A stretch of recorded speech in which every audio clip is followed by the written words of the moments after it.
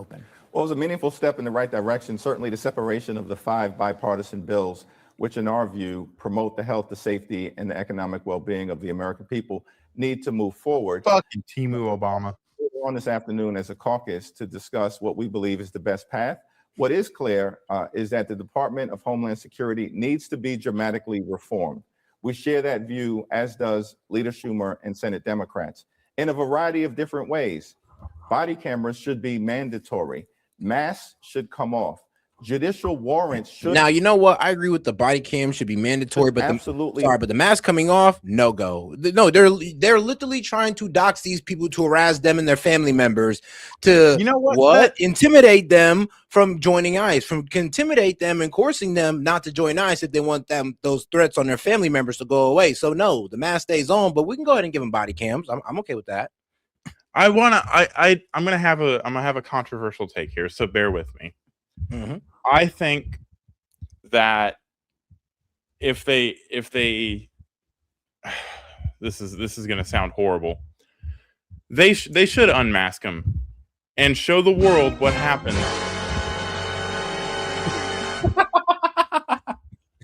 Unmask them, put body cams on them, unmask them, so that we can see what they do with that information. You're gonna have to arm their homes and put security watches on them. But I just want to see what happens when ICE agents' faces are in public, when they're literally saying we're going to kill you. Let's to their face. Let's let them find the information. Let's let people dox them. Let them come to their house with the intent to do harm. And all these peaceful protesters can get arrested. Just sit there waiting for them. Wait for them. Just wait for them. Jesus. Here's a problem, though. It's like we basically be throwing them to the wolves. Because bro, what are you gonna do? Wait till one ICE officer. I know you're not for serious with it. Yeah. But it's almost like, damn. It's almost like hypothetically you're saying, well, hey, I guess one got to die for these guys to know what we're dealing with. And here's the thing. I'm gonna play along with it as well. Yeah, we should unmask them, give them the tape, so we can also expose how these protesters are coming at them.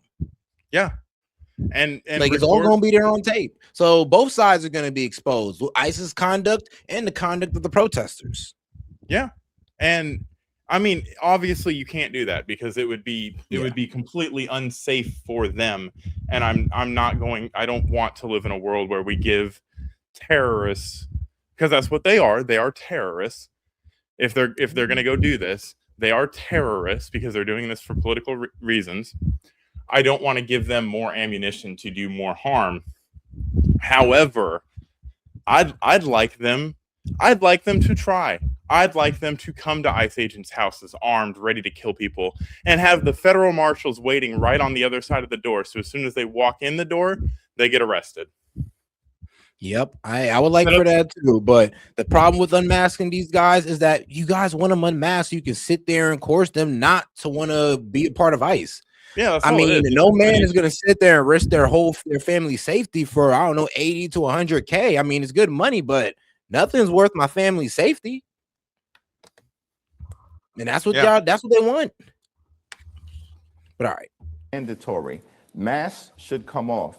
Judicial warrants should absolutely be required, consistent with the Constitution, in our view, before DHS agents or ICE agents are breaking into the homes of the American people or ripping people out of their cars. We need to make sure that there are complete and independent investigations so that when ICE or DHS agents break the law, they are held accountable, not by the Department of Justice, which has no interest in actually conducting a fair investigation, in our view, but by in your view. Thank you for throwing in that word. Think about this set.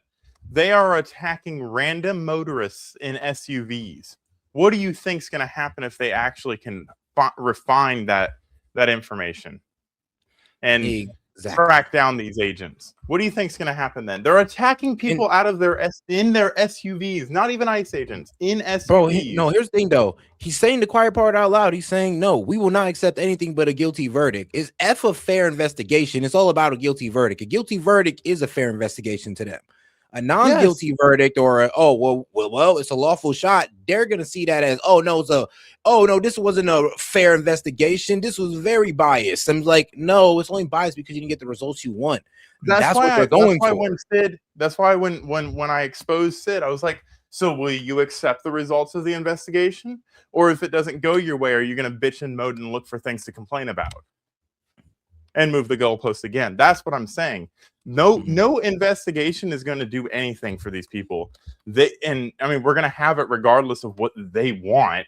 We don't succumb to terrorists. We don't negotiate with terrorists. But there will be an investigation because we hold ourselves accountable, because we're not in a cult that randomly stalks people for half of a city. We're not in a cult that goes outside of people's hotel rooms and riots and screams so people can't sleep. We're not in a cult that decides that people you disagree with should be shot. We're not in a cult that decides that people you disagree with should be stabbed. We're not in a cult. You're the ones in a cult. And I hate to burst your bubble, but cults don't last. Go ahead. Wait until you drink the Kool-Aid. Wait until you actually drink the Kool-Aid. In fact, I would encourage you to drink the Kool-Aid the Democratic Party sent to you, because it is suicidal. And you will take care of the own problem. All right. Investigations so that when ICE or DHS agents break the law, they are held accountable, not by the Department of Justice, which has no interest in actually conducting a fair investigation in our view, but by state and local authorities. And we need to reiterate that the detention and deportation of American citizens off the table and using taxpayer dollars to brutalize everyday Americans or violently target law-abiding immigrant families needs to be off the table. That's a list of serious. Targeting law-abiding immigrant families. No. We're attacking the documented immigrants. The one that didn't follow the law and get documented. Did it become a legal immigrant? Yeah. Those are the guys we're going after. I don't know why you got to sit there and lie. I mean, if you want to tell the truth and say we're going after undocumented families, well, shit, I know it sounds bad on paper, but it is what it is. At least you're being truthful. But when you say we're going after immigrant families, no. We're going after undocumented immigrant families. He's making it sound like we're going after both sides here when we're not. Reforms. Will you vote to keep funding Department of Homeland Security for the next 2 weeks as you negotiate those reforms? Well, we're going to have that conversation later on today and as we return to Washington. But the one thing that we've said publicly is that we need a robust path toward dramatic reform. The administration can't just a whole lot of words to say nothing. They need to walk the walk. That should begin today, not in 2 weeks, today. But can you get these reforms that you're calling for? No masks, body cameras. You just heard Deputy Attorney General Blanche say that he's very much in support of these administrative warrants, not judicial warrants. Can you get them? How can they be enforced?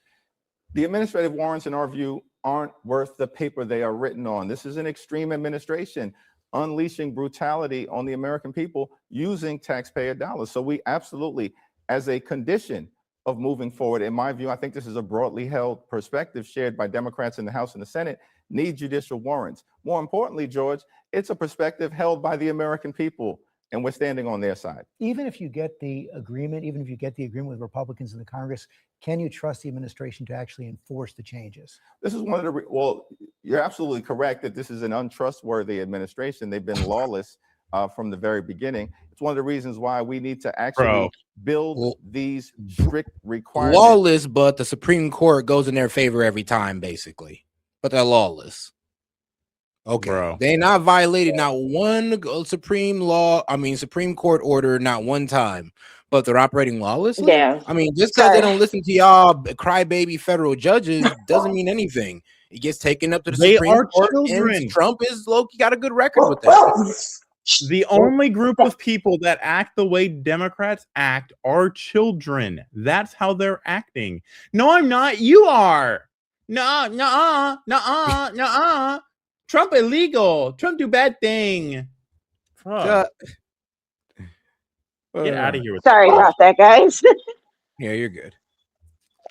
Absolutely correct that this is an untrustworthy administration. They've been lawless from the very beginning. It's one of the reasons why we need to actually build these strict requirements in terms of behavior into the law so that the courts can hold them accountable and the American people, through their representatives at the state and local level, can hold these individuals accountable. But, you know, from the very beginning of this effort with respect to the Department of Homeland Security, our premise has been simple, that ICE agents should conduct themselves like every other law enforcement agency in the country. Yeah, but here's the problem though. ICE agents is not getting treated like every other law enforcement in the country. We're not sitting there trying to dock regular policemen and try to go after their families. We're not doing that. Like the left is not doing that. They're doxing the ICE officers and going after their family members. That's why they're masked up. So and they're trying to sit there and act like that's not happening, but it is. But go ahead, Toph. No, I was gonna say, yeah, that's pretty much they're acting like, you know, they don't have any kind of power or any kind of legalese in the or legal abilities, that they don't have the same power as the police force that's part of Minnesota, when in reality they have way more authority than the regular police do. That's why, because they are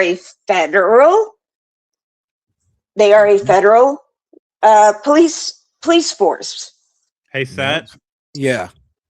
I am removing Tim Friedson for slander and libel. Wait, damn, what did he do? The convicted rapist needs to go to jail. Oh. He is not a convicted rapist. In fact, they really shouldn't even have get him for SA, because there was absolutely no evidence. It was a he said, she said argument, and it should have been dismissed with prejudice in all reality. The problem is, though, they take that SA case as if it was done in like a criminal court, when it wasn't. Right? It was done in civil court, and they don't want to mention that because it was a preponderance of the evidence. Yeah, it's like, you know, criminal court, it got to be without a shadow of a doubt. I mean, in civil court, I mean, you just got to be held liable in some way, shape, or form. Well, it don't mean you did it. Rape is a criminal charge. Rape is a criminal charge. Yep. But all right. Opposed to running around, mass thugs, in many instances, unleashing brutality on law-abiding American citizens and violently targeting immigrant families and communities, or even, you know, holding in detention a 5-year-old boy with a superhero backpack. No, that's not the type of violent felon that the administration promised they were going to target. I mean, yeah, here's the thing. No, the kid went into Child Protective Services because let's be real. When they pulled his undocumented father over, they had to take him away. They took him they tried to give him to the mom. The mom didn't want to take the child because she was afraid that she was going to be arrested too. So it looks like we got an anchor baby on our hands. And that's what it was. Not even the mom wanted to take the kid, but the kid has been reunited with a family member, I believe. Ilian Omar actually posted about it. And if I remember correctly, the dad actually ran and left his child there. Yeah, he started to run, and they had to take him. They had to tackle him. He ran, didn't care that his kid was still in the car, so they didn't detain a 5-year-old child. Just like that one little person that they detained wasn't a child. But I wonder if I can find it, because I know it was going all over X. Yeah, because they got the kid. The kid has been returned to a family member, so you know you guys can just chill the F out. Target. That the American poor people are child. rejecting it, and we're going to stand on their side. Let me turn to the Epstein files. You heard Deputy Attorney General Blanche say this is over. They've released everything. Just about everything they're going to release. They're going to allow members of Congress to look at these unredacted files as well. So is it over? It's not over, and it will not be over until there is full and complete transparency as demanded by the survivors, so that there can be full and complete accountability. This is a basic premise here in the country, and there are more than 3 million documents that are being withheld by the Department of Injustice. And so the question that has to be asked, that the American people are asking, is what are they hiding from the American people, and who are they protecting? This was a law that was passed by bipartisan majorities in the House and in the Senate, reluctantly on the Republican side, but we brought them over into a more enlightened position. And it was even signed by Donald Trump as president. And so the demand is simple: comply with the law so that we can achieve the type of full transparency and visibility for the American All right, this is what they were talking about right here. This kid, this kid right here, a 5-year-old boy and his father who were detained by ICE in Minnesota have returned home after a court order. The trauma caused to that child and his parents by ICE must be compensated.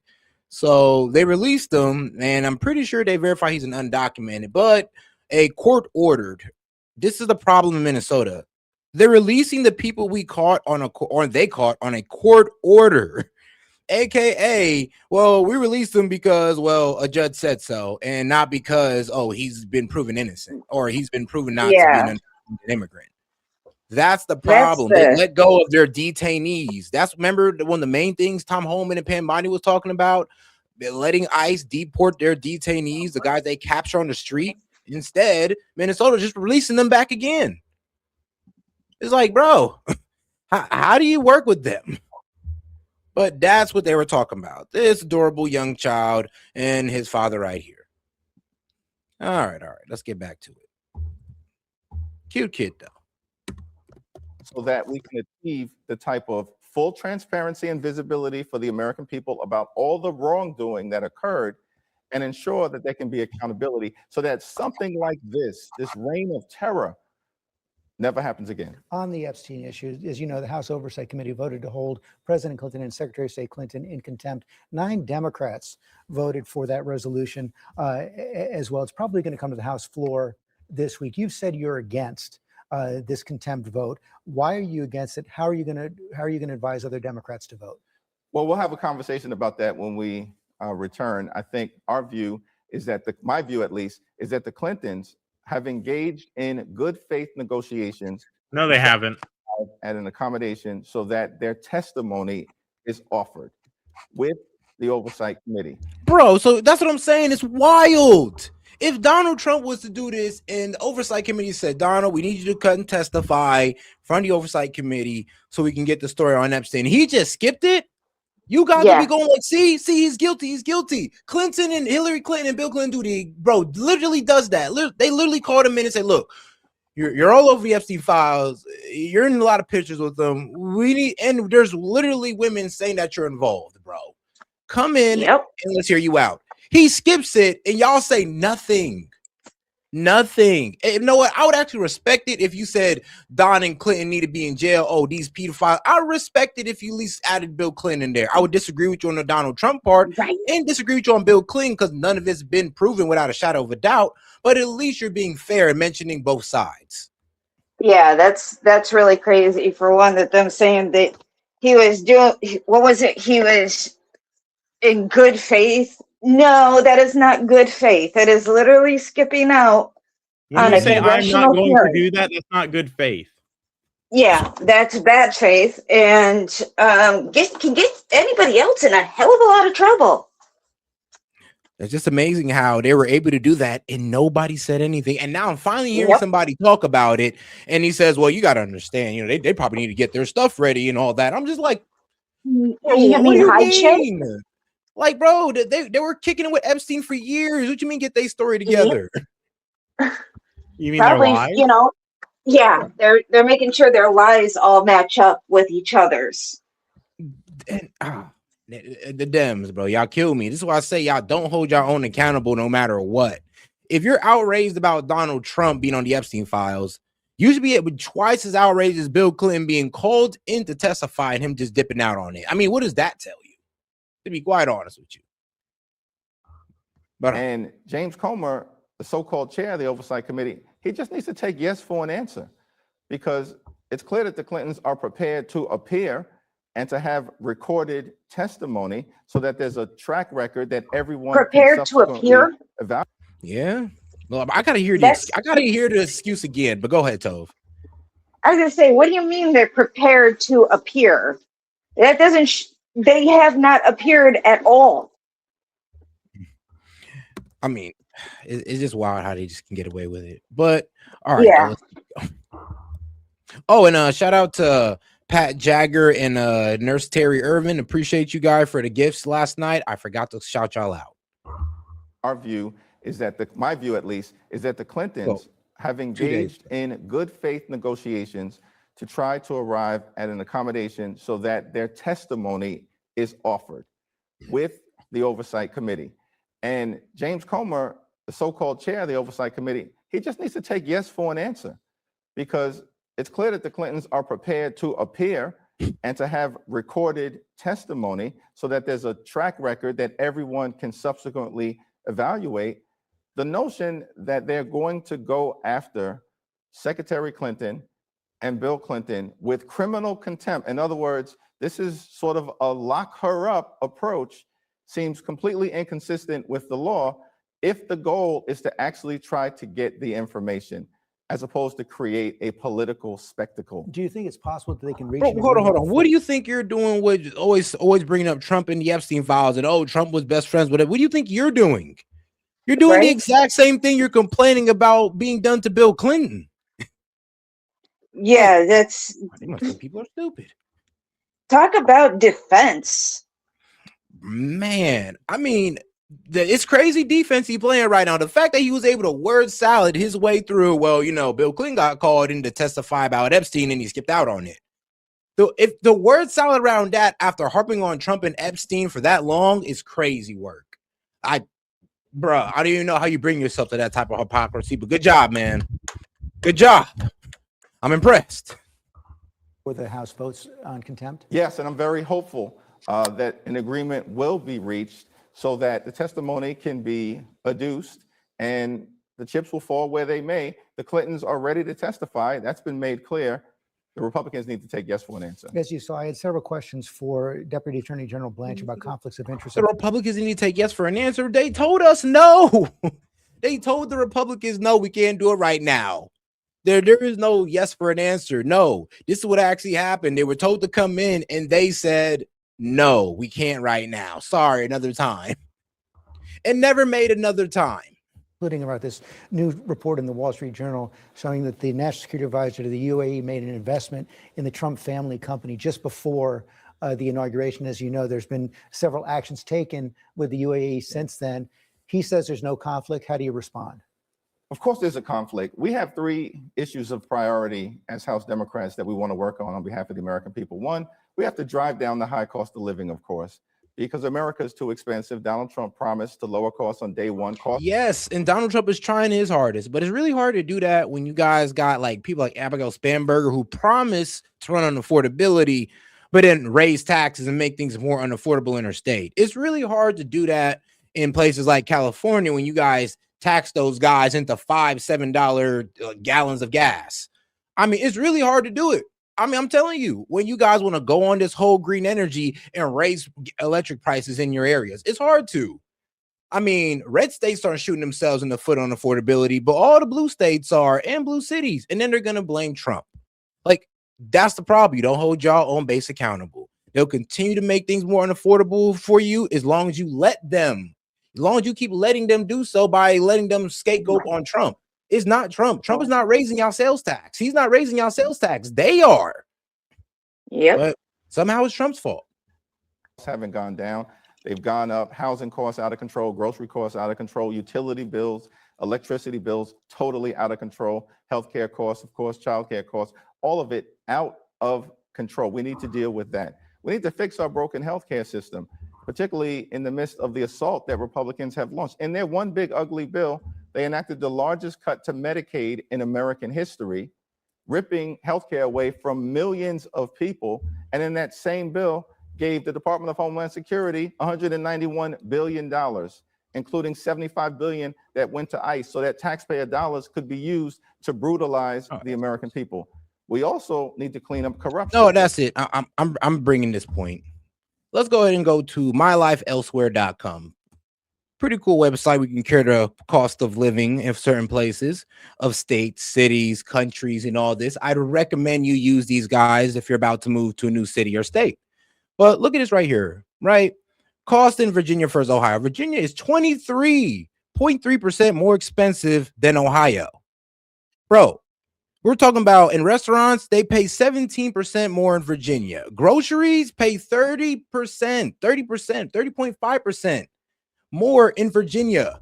And I said this plenty of times. There's literally a 30% difference in what I pay in groceries. Now, I'm in Ohio, by the way. That's why I did the comparison. But there's literally a 30% difference. 30% difference in what I pay in groceries. I pay 30% less than somebody in Virginia. And you're telling me, and of course, they're crying about an affordability problem. If they looked at my bills and my grocery bill, they'd be sitting here going like, what the F going on? And it does seem like the only thing that they do pay less in Virginia is on transportation. They pay 2.1% less. Housing in Virginia, they pay 30% more. Childcare in Virginia, they pay 30% more. Entertainment and sports, 22% more. Clothing, 13% more compared to Ohio, a red state. I mean, please, you want to play a game and we could play, let's compare the states on costs? Because every time you're going to get the red state being less expensive than the blue state. Every time. Don't do that, Seth. That requires people to think and their brains might explode. It's tough how I got to do it to them, though. And I mean, and trust me, it's not because, oh, these blue states are better to live in. You have high crime.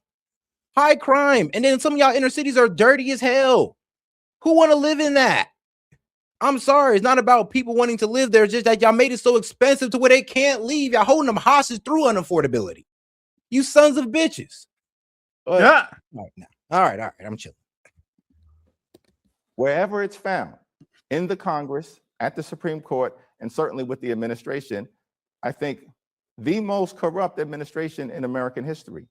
Why is Donald Trump focused on enriching himself, his family, and his friends, as opposed to focused on driving down the high cost of living? Why is he focused on destroying half the White House, trying to extort $230 billion from the Department of Justice, or promoting his wife's documentary, as opposed to fixing our broken healthcare system? Why is he focused on brutalizing everyday Americans by unleashing these masked agents in American communities, as opposed to doing his job? Like, the American people, George, have had enough. The question is, when will Republicans have enough with this failed presidency? Mr. Jerry, So Excuse me, enriching himself? I'm just systematically providing examples of everything that he's lied about in the chat for everybody to see as he's talking. It's so fun to watch. Man, I mean, go ahead and cook, Monty, because this is crazy. For this. Yeah.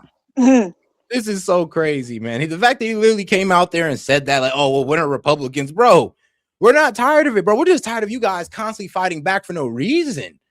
Going against y'all own interest. At a certain point, the TDS is real. Like, bro. And yeah, go ahead. Yeah, Toph. As I say, and honestly, what's really interesting is the fact that Trump is literally the only president who has left his presidency poorer than he was when he started. Yeah, in his first term, yeah. But in his first term. Yeah, but he's now I ain't gonna lie though. I'm not gonna lie, now, Trump is low-key cashing in right now. What?